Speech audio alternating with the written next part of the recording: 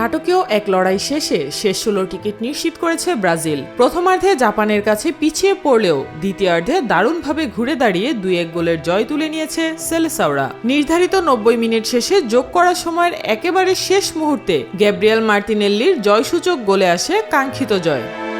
ম্যাচের শুরু থেকেই বলের দখল ছিল ব্রাজিলের নিয়ন্ত্রণে। একের পর এক আক্রমণ শানালেও জাপানের সংগঠিত রক্ষণ এবং গোলরক্ষক সুজুকির দৃঢ়তায় গোলের দেখা পাচ্ছিল না তারা। ম্যাচের ২৯তম মিনিটে পাল্টা আক্রমণ থেকে এগিয়ে যায় জাপান। মাঝে বল দখলের পর দ্রুত গতিতে এগিয়ে গিয়ে বক্সের বাইরে থেকে দুর্দান্ত এক শটে ব্রাজিলের জালে বল জড়ান সানো। বিরতির পর পরিবর্তন আনেন ব্রাজিলের কোচ কার্লো আনচেলত্তি। পাতেকার পরিবর্তে মাঠে নামানো হয় ওয়েনরিককে। এরপর থেকেই আক্রমণের গতি আরো বাড়িয়ে দেয় ৫ বারের বিশ্ব চ্যাম্পিয়নরা। ৫৬তম মিনিটে আর রক্ষা হয়নি জাপানের। কাছ থেকে পাওয়া সুযোগ কাজে লাগিয়ে কাসেমিরো গোল করে ব্রাজিলকে সমতায় ফেরান। সমতায় ফেরার পরও আক্রমণ থামায়নি ব্রাজিল। ম্যাচ যখন ড্রয়ের দিকে এগোচ্ছিল ঠিক তখনই আসে নাটকীয় মুহূর্ত।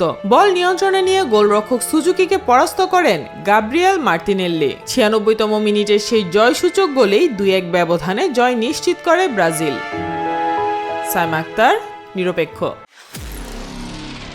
নিরপেক্ষ, সত্য প্রকাশে আপোষহীন।